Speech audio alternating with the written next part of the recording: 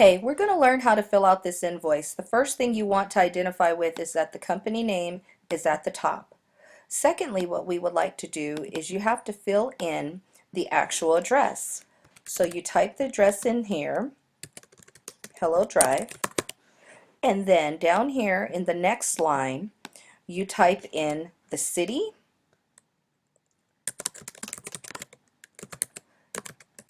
the state, and the zip code.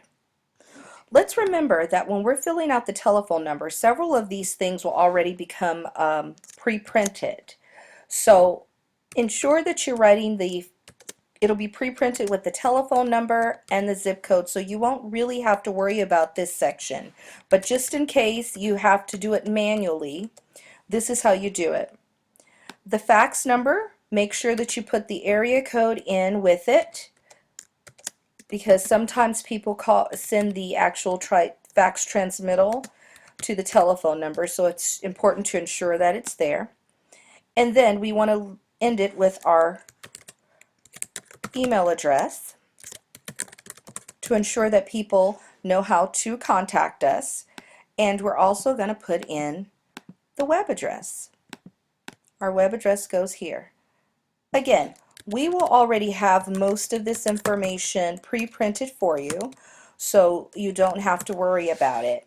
Now, the invoice date is the most important date because that starts our clock of when the people have to actually pay us 30 days from this actual invoice date. So ensure that the invoice date is accurate.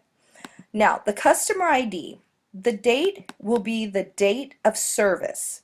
The invoice number, we will start on our sheets. We have you'll have to log it into another computer system with the invoice number. But for the example of doing this actual form, we're going to put in the invoice number, we're going to bill to, and we're going to ship to, which is generally the same company.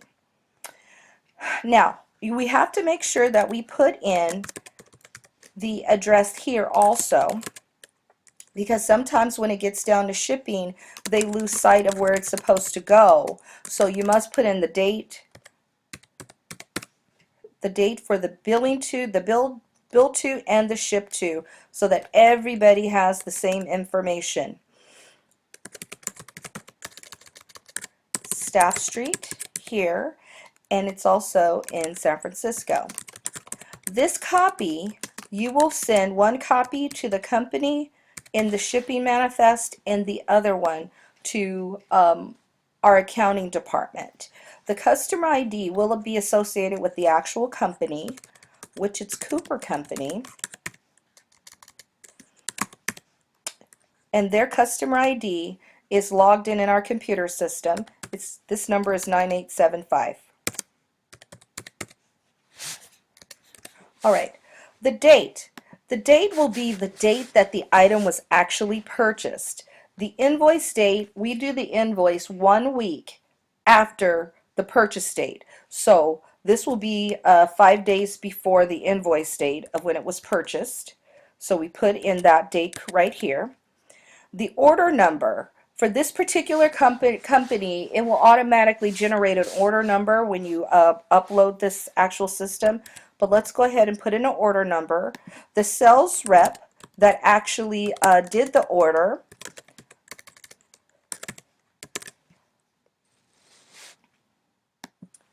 the FOB number is the generated number dealing with the actual stock item, okay?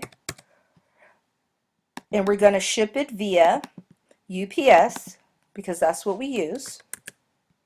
It could also go standard mail, and the terms will be a 30-day term because it's 30 days from the purchase date, and the tax ID that that we provided to them.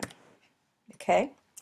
Now here is where it gets a little tricky. You have to write down the quantity of the order. So they order 2 staplers.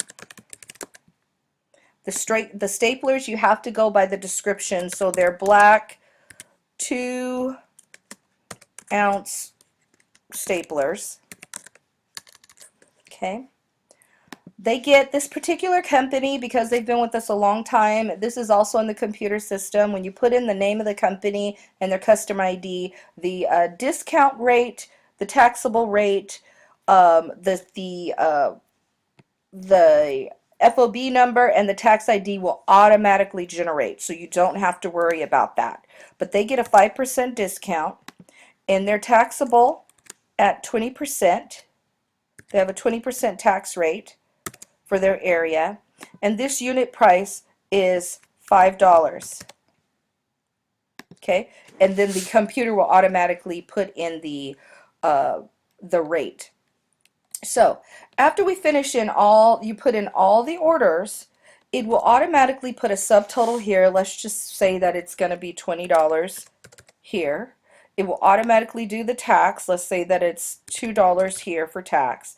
The shipping for UPS for overnight is $13, and that will be self-generated also. Okay, so the next part down here will be the miscellaneous and the balance items. This is how you fill out our invoice form. If you have any additional questions, please contact our customer service department, and they also have a tutorial that you can look at.